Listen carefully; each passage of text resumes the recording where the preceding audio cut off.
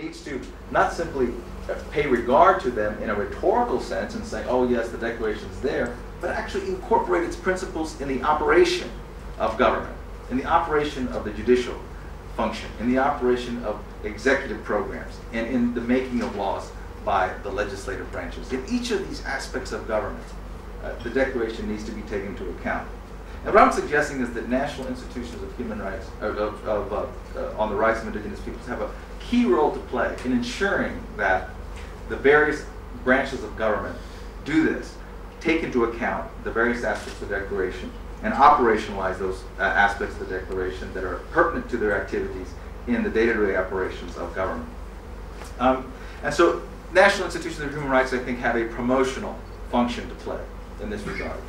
A promotional function in ensuring that the various institutions of government are, one, aware of the Declaration, and secondly, are operationalizing the Declaration in their day-to-day activities. Secondly, national institutions of human rights, of indigenous people's rights, should function as, I think most are intended to be a voice for indigenous peoples. Often, a major problem for indigenous peoples is simply not having access to power. Indigenous people simply are often not heard. And that, of course, is the first step to any kind of change, to any kind of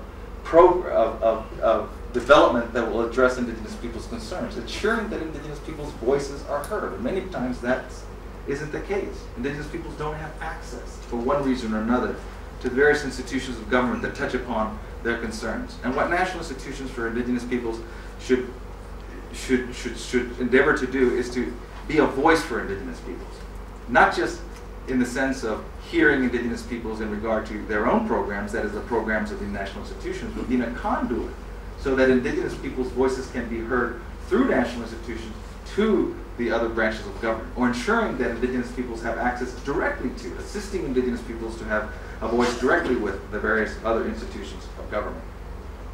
And of course, national institutions should also endeavor to ensure that their own programs, their own specific programs that are aimed specifically at indigenous peoples, incorporate these new principles of human rights, these new standards of human rights that are incorporated in the Declaration, that are stated in the Declaration. It's with some concern that I've been able to hear from various national institutions on the rights of indigenous peoples, including various government agencies in my part of the world, in the Americas, and hear from them that they are unaware of these new standards that are incorporated in the Declaration of the Rights of Indigenous Peoples. These standards that have been affirmed by the United Nations General Assembly and that have been supported in many cases, or most cases, by the states that these national institutions are affiliated with or associated with.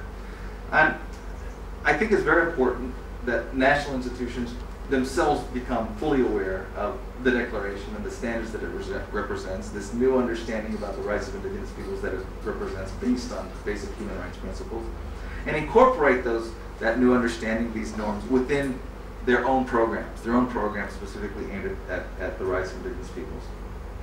And so these are the kind of things that I think, in summary, or in conclusion, that I think that national institutions can do in helping to implement the Declaration in this new environment that we're in after the adoption of the Declaration. First of all, ensuring that the various institutions of government are incorporating the norms in the Declaration within their day-to-day activities as they relate to indigenous peoples.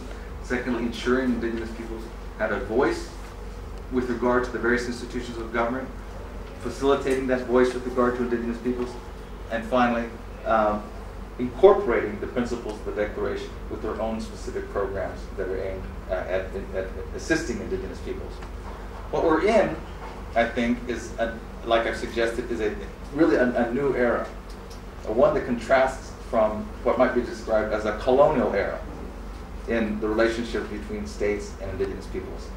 When I think about the Bureau of Indian Affairs, an institution that Suhas mentioned, which is the agency of the United States government, the United States is the country I come from, that deals with indigenous issues. The Bureau of Indian Affairs was established essentially as a colonial agency.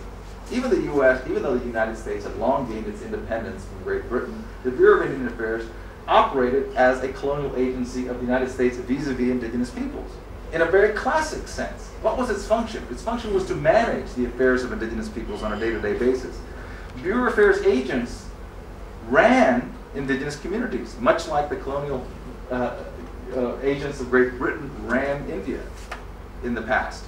They actually were located on indigenous lands and the reservations, as we call them, the territories of indigenous peoples, and ran the day-to-day operations.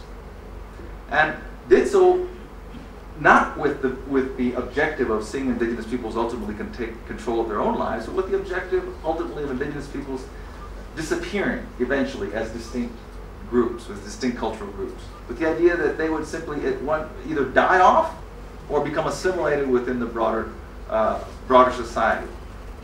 Very paternalistic attitude in which what was good for Native peoples was to simply educate them in the ways of the larger society, make sure that they don't pass on their cultures from one generation to the next. Why? Because those cultures weren't very good. They were inferior, deemed inferior to the culture of the dominant society. And push indigenous peoples in a direction that clearly they did not want to go, under this view of a superior non-indigenous society. The Declaration really turns away from that model and suggests that the kind of model we're in today is when indigenous peoples are able to, and not just able to, but have the right to take control of their own destinies. That this model of paternalism, this colonial model of administration, state administration towards indigenous peoples is and should be a thing of the past. So what does that mean for the Bureau of Indian Affairs, this agency that still exists in the United States, this agency that has these colonial origins in the United States, that functioned in this way with regard to Native peoples? It means that now the Bureau of Indian Affairs should facilitate the self-determination of indigenous peoples. It doesn't mean that it should go away, but it means that it should now function to facilitate indigenous peoples' self-determination. Should incorporate indigenous peoples in the development of its programs, incorporate indigenous peoples in the execution of its programs, and eventually diminish its role in the management of the day-to-day affairs of indigenous peoples as indigenous peoples are able to take on those functions on their own. And in the end, to the extent the Bureau of Indian Affairs has a role, it's to support indigenous peoples in the ways that I've suggested, in ensuring that the policies of the state address indigenous people's concern in their day-to-day operations, in helping indigenous peoples to gain access to power, facilitate indigenous peoples having a voice, and to ensure that in its various programs that assist indigenous people in areas of health, education, and so forth, that the various principles of self-determination are operative. The various principles that are included in the Declaration are fully operative. It's really a new era. It's an exciting one, and it's one in which we don't anymore have to argue, I think, at least at the international level, hopefully eventually at the national level, about these basic rights, about these basic principles. I mean, the battle in many ways has been won, at least at the international level, that these principles are the correct ones. The principles that indigenous peoples have been fighting for are now essentially accepted. What needs to be done now is that they are implemented and assimilated at the domestic level, and this conference is a very important step in that direction, a very piece of that effort to see that these principles, this new era, that represent this new era, are operationalized within the domestic context, and specifically in connection with national institutions on the rights of indigenous peoples.